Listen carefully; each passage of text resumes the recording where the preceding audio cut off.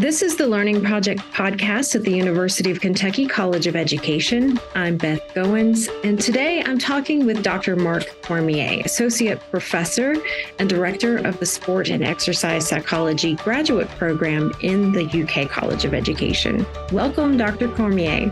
Thank you for having me. Thank you for being here. We know that psychology plays a key role in being our best selves in performance situations, whether that's on the playing field, in the boardroom, on a stage, or in medical care. But after witnessing an injury like this, especially a life-threatening injury, what goes through the mind of an athlete, for example, who needs to go out and perform? It's important to note that every player and every person will have a different response to what they saw. Trauma is like that. And for some, this was traumatizing. So unfortunately, there's not a direct answer to that question, nor is there a surefire way to overcome some of what they're experiencing. So in other words, there's no one size fits all. Having said that, if we were to interview every athlete who witnessed it, whether it's in person or people witnessing it on TV, we would likely hear some commonalities among them. Now, at the forefront of all of this is concern for their teammates or their teammates in this case. We saw a very human response to the efforts on the field and the way that the players created a protective ring around him. The imagery of this really can't be understated. And it's very clear that players, likely didn't want a front row seat. That wasn't the goal of it. Rather, I think they were communicating that this is a team issue and that he's not alone. So stepping back onto the field and not knowing how he's doing or having no change can be distracting. In this case, athletes will need to give themselves a little grace and also work on being present. And, this could be gentle reminders that he has the best people in his corner and, to trust their expertise and things like that. You do your job, let them do theirs kind of thing. And, mindfulness practice can also be effective here. In other words, finding a way to be present in your current task. We actually see that a lot with student athletes here at the University of Kentucky, where they have, 1.5 million things to worry about, whether it's school, money, their future, living far away from home, partners, team dynamics, those kinds of things. So we help them develop the ability to be more present in whatever they're doing. This takes deliberate practice and a lot of effort, but with time, a person is able to more easily engage in things fully. And so I'm not saying that's a solution that will solve everything, but it may be a useful thing because I think stepping back onto the field and, playing this Sunday, for example, their minds might be elsewhere. They may be thinking about how he's doing or how his family's handling it. And what is this going to mean for the team dynamics and those types of things? And so while that's all valid and, it seems like it makes perfect sense, there are things that they need to be doing. And so it's not a question of moving on. It's really more of a question of moving with. And so how do we carry this with us, but also do what we need to be doing? Is the big part. And, engaging in those conversations and having that dialogue and saying it's okay to not be fully present. It's okay that your mind's going to wander. It's okay that you're going to think about your teammate in the middle of a practice and you're not going to be 100% focused. Notice it, recognize it. When you can, bring yourself back to where you are. Something else that is likely very common is going to be fear. Fear that it might happen to them or another teammate. But the thing is, all football players, all athletes of any sport, to be honest with you, will have that conversation at some point in their career. That conversation of,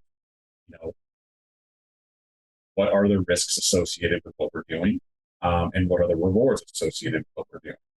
And in football, which is a sport that unfortunately has injuries almost, every game, you're going to see somebody being helped off the field. Most of the time they're minor. But in some cases, we have traumatic brain injuries, knees injuries, back, ankles, shoulders, those kinds of things. So obviously everybody on that field has had that conversation, has had that risk reward conversation at some point. And in their case, the rewards or the benefits outweigh the risks. Otherwise, they wouldn't be there. But this event threw something into the equation that was never there before, right? So this is So more serious, rare, but more serious. And so it allowed them to sort of kind of take a step back and say, okay, I made my decision to play football based on the information that I have, but I didn't have this piece of information. And so this is new. And so now I need to think about it. And now I need to add it to, my playbook and figuring out whether or not this is something that I want to pursue, knowing this. When we think back to that scene, as you talked about the ring around what was happening there. We also think about the people at the center of that ring, the first responders. Typically, they are responding to knees and shoulders and more minor injuries. Obviously, this was a much different situation. What about those first responders, and especially in a situation where seconds matter? How do they stay focused and do what needs to be done? Yeah, I mean, you actually alluded to it in your first question, which, the term sports psychology is often used, and that's accurate because I think the majority of the people who work in sport, work with athletes, coaches, things like that, sport performance.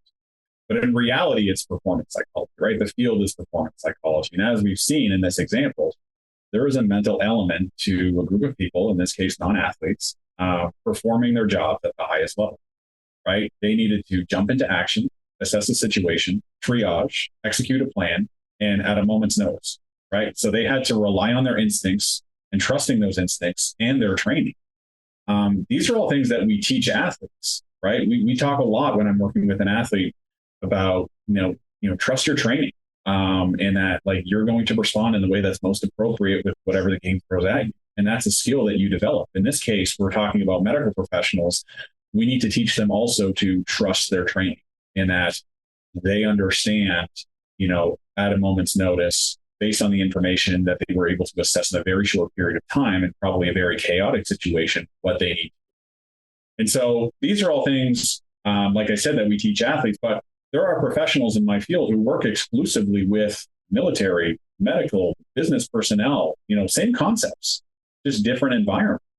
And so if we can agree that mental preparedness or mental skills are responsible for performance, then we have to agree that it makes sense for the medical profession to include this training as part of their curriculum as well. And many of them do.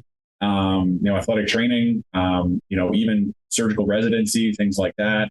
I've worked closely with our medical school here in offering workshops and being embedded into the curriculum, working with surgical residents and understanding the pressures of the job and being, in a situation where literally life or death is the only outcome.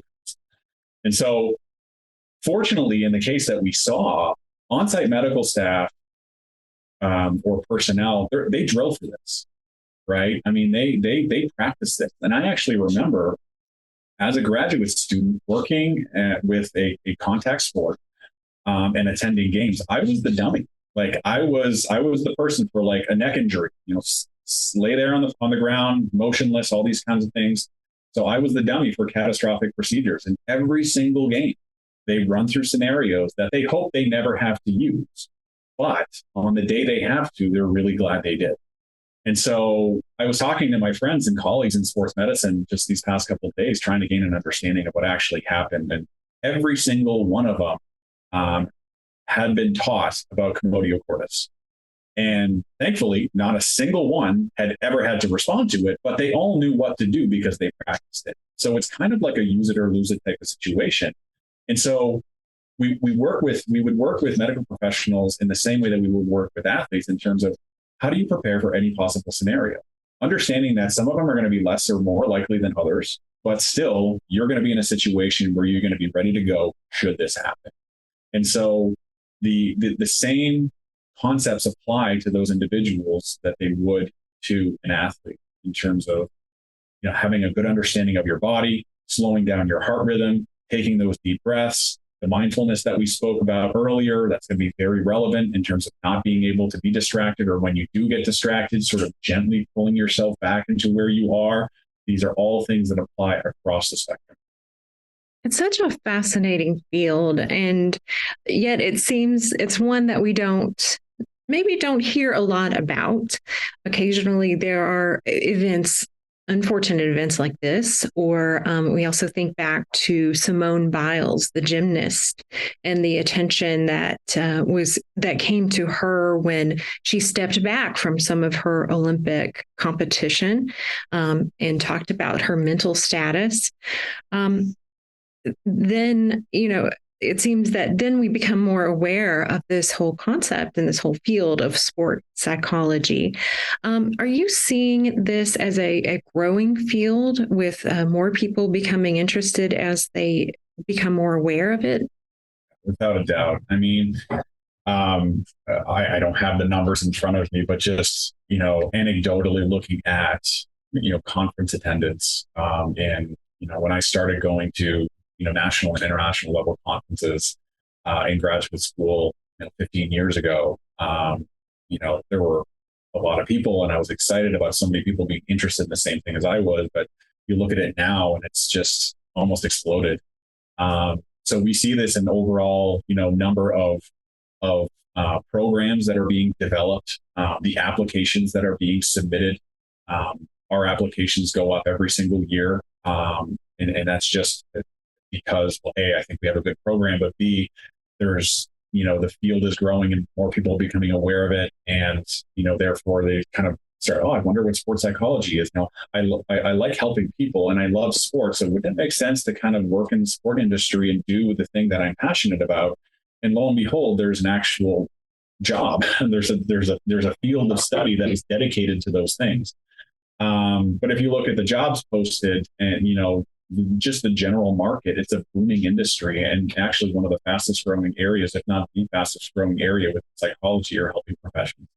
And so a lot of it had to do with, we were a little bit behind for a while, mostly because of the stigma. If you look at the stigma associated with mental health across the board, it's there.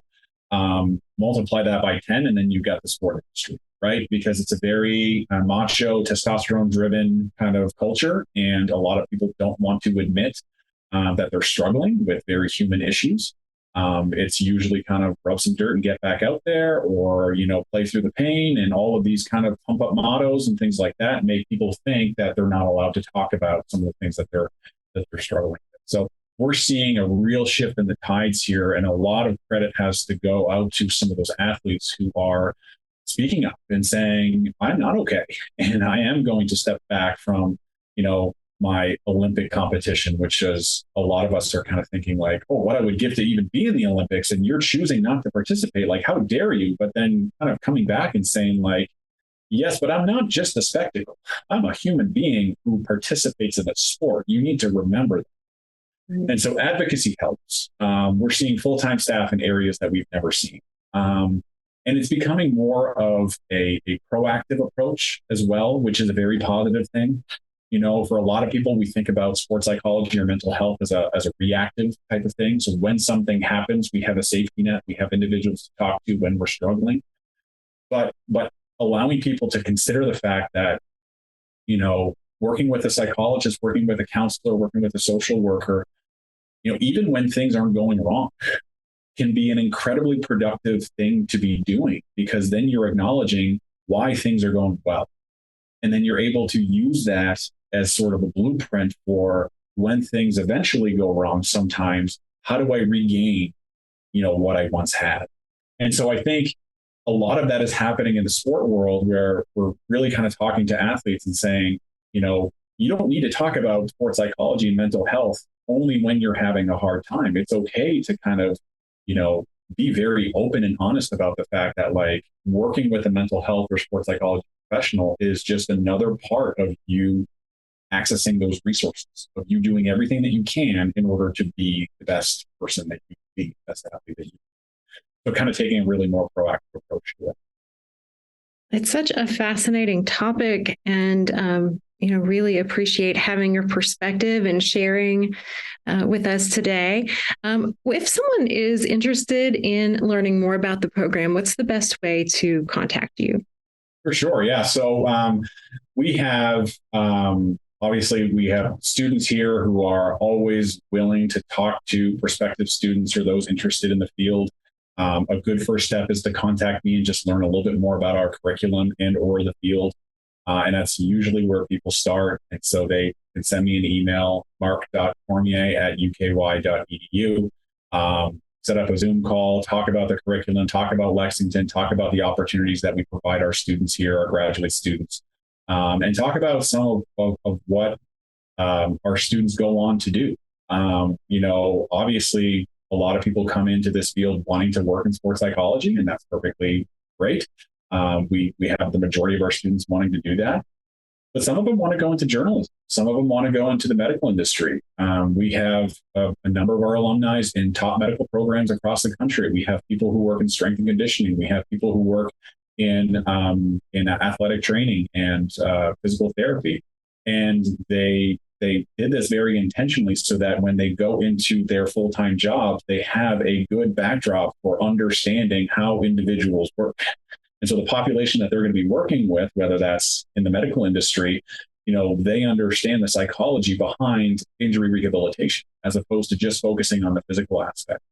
And so prospective students, and this is true whether you're applying to our program or a different program, you need to be asking those questions to potential advisors in terms of what are your students moving on and doing? And what are the options with a degree in sports psychology at the master's level?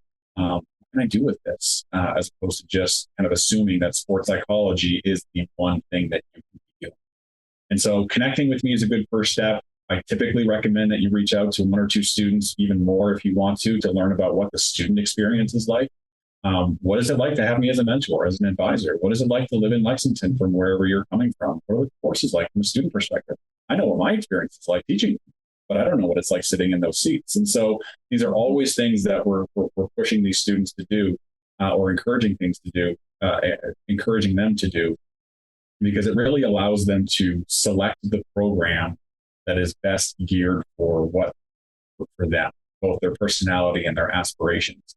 And I think one thing is true of sports psychology programs, which may not be true of a lot of other fields, is that every graduate program is going to be very different, which is both a great thing and sort of limiting in a way. A great thing in that, you can find a program that matches your method of learning, your what you want to do after, your environment, the family atmosphere, research versus practice versus teaching, all of these different aspects. And so have those conversations and ask those questions. That's great. And we'll be sure to include a link to the program in our show notes. And again, thank you, Dr. Cormier, for being with us today. And this is the Learning Project podcast at the University of Kentucky College of Education. Visit us online at education.uky.edu/category/learning project. As always, thanks for listening and watching if you're joining us on YouTube. Thanks.